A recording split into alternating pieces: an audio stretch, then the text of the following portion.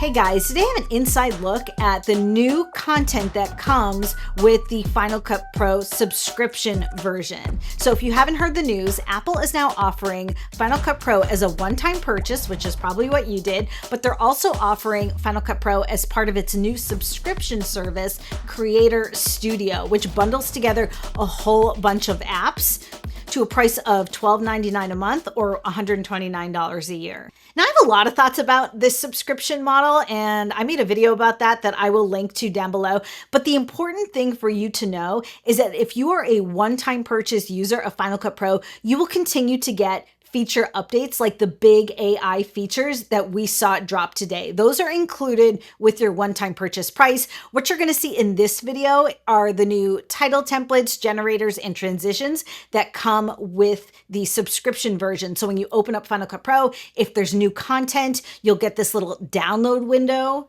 And all of this new content will start to populate in your titles and generators browser or effects and transitions browser. And Apple says they're going to be dropping in new content periodically for you Creator Studio subscribers. And you should know that all of the content you see here today is also coming to Final Cut Pro for iPad, which is also included in your subscription. But just as a reminder, all this new content you're going to see was built in Apple Motion. So if you know how to use Motion, you can build your own titles, generators, transitions, and effects and use them in your Final Cut Pro projects. And I show you how to do all that in my new course, Motion Ignite. It is a more advanced course for Apple Motion where I show you how to make all sorts of templates for your Final Cut Pro projects. If you're not that comfortable with Motion, check out my beginner course, Motion Launchpad, or better yet, bundle them together. So the first way to know if there's new content in Final Cut Pro for you subscribers is that you'll see under your titles and generators libraries this little blue dot indicating there's new content. You can see we've got some new transitions here as well. So I'm just going to start with what I think is most interesting, and that would be some of these new generators. So when I twirl down on my generators categories in my titles and generators sidebar, you'll see that I've got a new category here called New with the little dot. And then these two categories, Elements and Essential, also have dots. So if you hit New, that will show you all the new generators in Final Cut Pro. And you'll see under the new category, there are themes for Elements and Essential. And so if we go ahead and click on the Elements category, you'll see some elements that have already been there, like timecode and shapes and counting and placeholder, but you'll also see a bunch of new elements that do have those blue dots. That's how you know what's new. So going back to the new category under elements here, I would say that these elements are for an editor who's a little more creative and skilled and really wants to dig in and create custom looks for their edits. So first and foremost, we have a collection of accent graphics. They all animate in and animate out, and they all have a lot of customizability. So if we take this arrow, for instance, there are these on-screen controls in my viewer. So I can lengthen the stem of this arrow by grabbing this outer ring, and I can even adjust the rotation right here in the viewer. And then here in the generators inspector, there's all sorts of settings for this arrow so I can change the look of it. And these accent graphics obviously really lend themselves to working in concert with Final Cut Pro's motion tracking. Another one of the elements I want to draw your attention to is this split color. I'm going to drag it and drop it on top of this horse B-roll shot in my timeline. So I've got these two gray shapes wiping in at an angle, full screen, and then wiping out. And at first glance, I can imagine you might be confused, like, what am I supposed to do with this split color? And if I were reaching for this, I would really utilize them in conjunction with blend modes. So in this case, I'm going to do just that by creating a color wash with this generator. Once again, there's on-screen controls here, so I can change the angle of where these shapes meet. I'm going to make it a horizontal line, and I'm going to change the color of each of these shapes. I'm going to go for a classic orange and teal color combination. Then I'm going to soften the gradient between them and head on over to the video inspector, and I'm going to change the blend mode to overlay. And so now I can once again see my horses. They have a gradient overlay on them. Let's go back to the generators inspector, and I'm just going to dial down the opacity on both of these shapes to make it a little more subtle. And with the hold open amount sliders, I can reposition the shapes. I can disable the build in and build out, or I can let the color wash animate in and out like so. So I definitely think this is a really cool one that you might not understand how to use at first glance. In addition to those accent graphics and that split color, we also have an array of repeated grids, lines, and shapes. And once again, I would say that these generators are for a more seasoned editor, but if you're more of a novice, don't worry, there's a whole bunch of plug and play stuff we're gonna get to. I'm gonna reach for this lined grid, and I'm gonna drop it over this architectural shot from Paris. And the line grid comes with a different type of on-screen control. It comes with these really cool corner pins. So I'm just gonna cue up my playhead to the beginning of the shot, and I'm gonna line up my corners with these on-screen controls over this building. And then in my generators inspector, I'm just gonna add keyframes on all of those points. Let's jump to the end of the shot and repin those corners. And so now when we play it back, our grid is perfectly aligned with the motion in our shot. Let's take it another step forward. I'm gonna duplicate this B-roll shot, drop it on top of our grid, and let's add a magnetic mask. And I'm gonna mask out the steps and the foreground of this shot. So now it really looks like that grid is really pasted to the front of that building. Let's select that lined grid again and head back to our generators inspector. And I'm really gonna tighten up the size of those cells so it really feels like a screen. And we're getting that real Mori effect. And you know what? I have one more idea. Let's just get weird and creative. Why not? I'm going to drop in the new Final Cut Creator Studio logo here. And let's make it look like this logo is planted on this screen. So I'm just going to keyframe the position and rotation of this logo. And let's change the blend mode of this guy to darken. And let's make our lined grid lines a darker gray.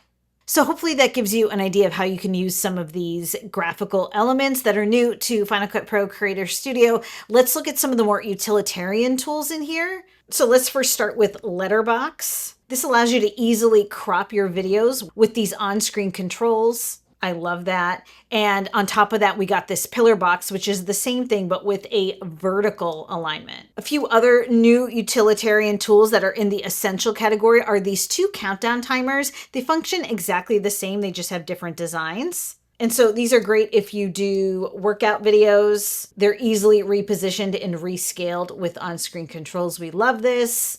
And they have all white designs, but of course you can change the color of every individual element to fit your branding. And these come with a few different formats. You can count up by percent. So we start at 0% and reach 100%. It also goes the other way. You can do a countdown.